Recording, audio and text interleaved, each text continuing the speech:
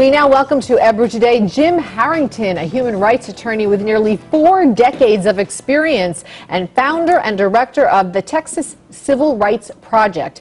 Harrington is the author of Wrestling with Free Speech, Religious Freedom and Democracy in Turkey, The Political Trials and Times of Fethullah Gulen.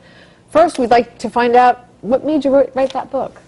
Well, you know, I was on an interfaith trip to Turkey, and after I came back, I thought about it and was approached about writing this book that no one had written anything about the interface of a political trial and the further democratization in Turkey. So I took a year and a half of evenings and weekends and came up with a book. It was fascinating. I've always been interested in international human rights, and this gave me an opportunity to talk about the development of democracy in Turkey and the interplay with the European Union as it seeks to join it. And he specifically is a very fascinating and important presence. Yes.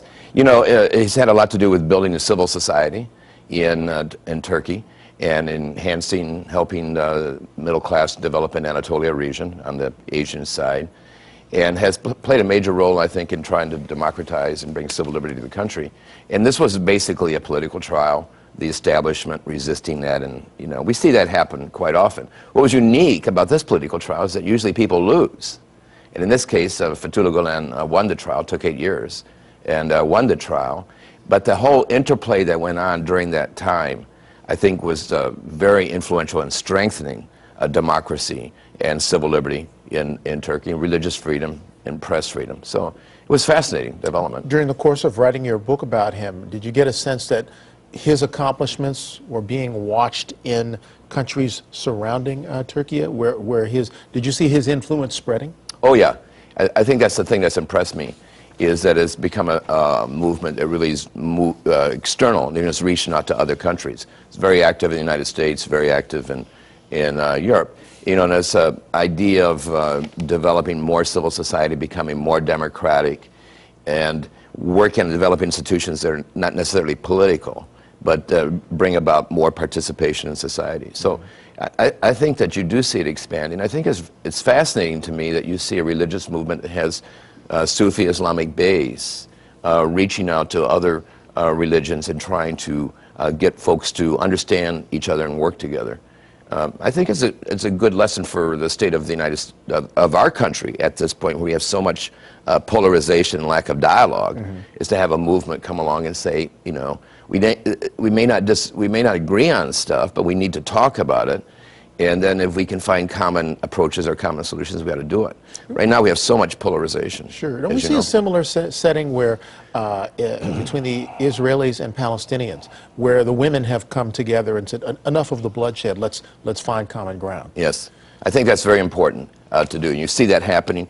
You see that happen a number of times in recent history, where people just get fed up and just say, we've got to make a change. You know, and we ought to support that. I mean, certainly we ought to support what's going on with the women that you're talking about, but we also need to work in our own country. You know, it's just, I've never seen the kind of polarization that we have. And we have such enormous problems, you know, education being an awful problem Which is common to both sides. Exactly. So why not try to get a solution? And that's what I give great credit to the movement. And the emphasis on the education, I think, is very important. Yes, there's something called the Gulen schools. What is that? Is that a separate system, or is it integrated within the systems there? Well, the Gulen movement is very decentralized.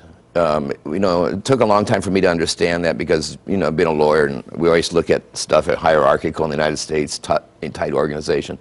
But it's more of a movement that cooperates and associates different parts of it.